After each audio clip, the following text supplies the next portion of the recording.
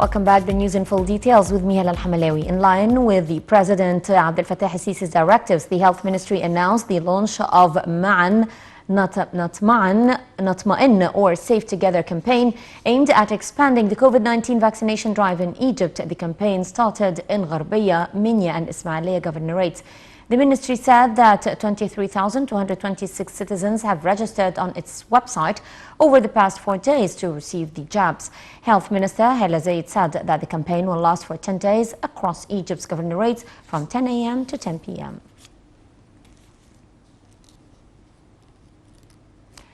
Meanwhile, Egypt reported 637 new coronavirus infections, bringing the total number of cases to 296,276 people since the outbreak hit the country in mid-February last year.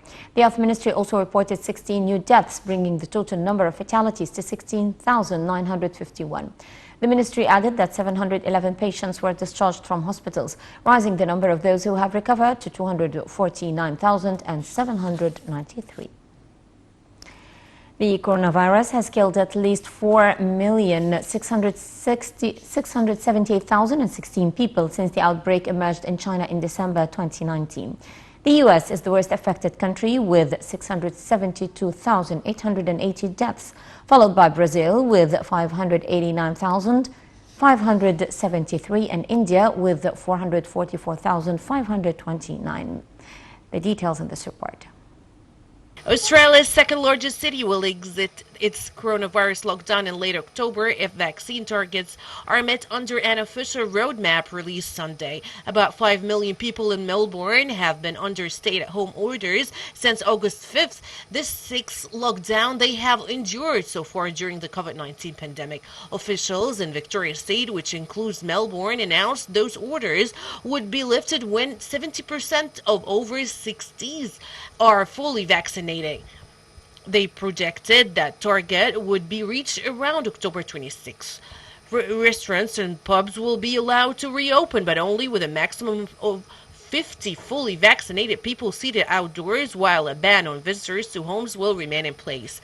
But once the vaccination rate lifts to 80% projected by roughly November 5th, fully vaccinated Melbourne residents will enjoy a greater range of freedoms, including no masks outdoors, up to 10 visitors to homes, and the option to work from offices. Victoria Premier Dan Andrews said the health system was likely to come under intense pressure as a result of the changes, but the staggered reopening would help Melbourne to normalize its virus response. The announcements came a day after several police officers were wounded and more than 200 protesters were arrested at a violent anti-lockdown demonstration in Melbourne. Officers used pepper spray on the crowd, who defied stay-at-home orders to march through an inner-city suburb in opposition to pandemic restrictions.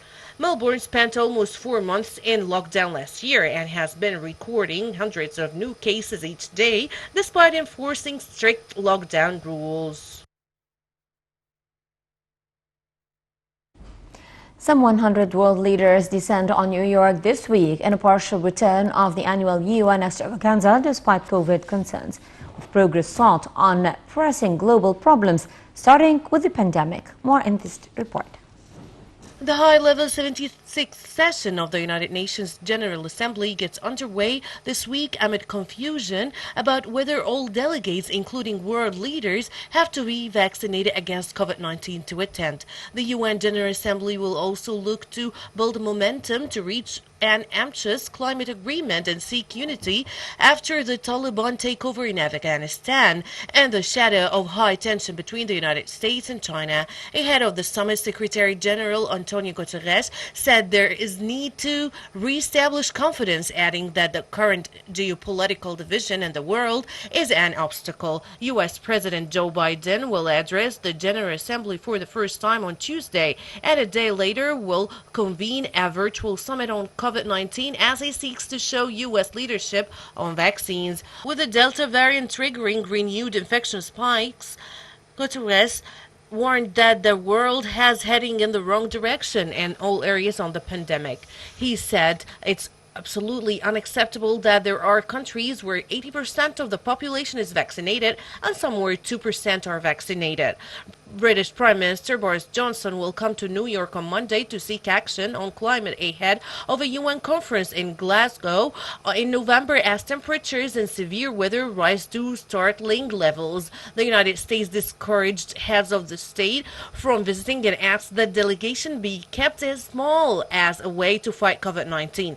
French President Emmanuel Macron, a frequent UN presence, will be among leaders who cited COVID concerns for sending a pre-recorded video. Russia and China, veto-wielding members of the Security Council, are not even sending their foreign ministers. Richard Gowan, who follows the United Nations in the International Crisis Group, said that the two powers were also sending a message. The Taliban's swift takeover is said to be a major topic of discussion at the United Nations, with Western powers pressing against recognition. Foreign Minister Sameh Shoukry flies to New York on Sunday to take part in the UN General Assembly meeting. Foreign Ministry spokesman Ambassador Ahmad Hafiz said that the visit will witness a number of meetings where Cairo's vision and stance towards regional issues will be addressed. He said that means of boosting peace and security on the regional and international levels will also be discussed, as well as mechanisms of joint action towards issues on the agenda of the 76th round meetings of the UN General Assembly.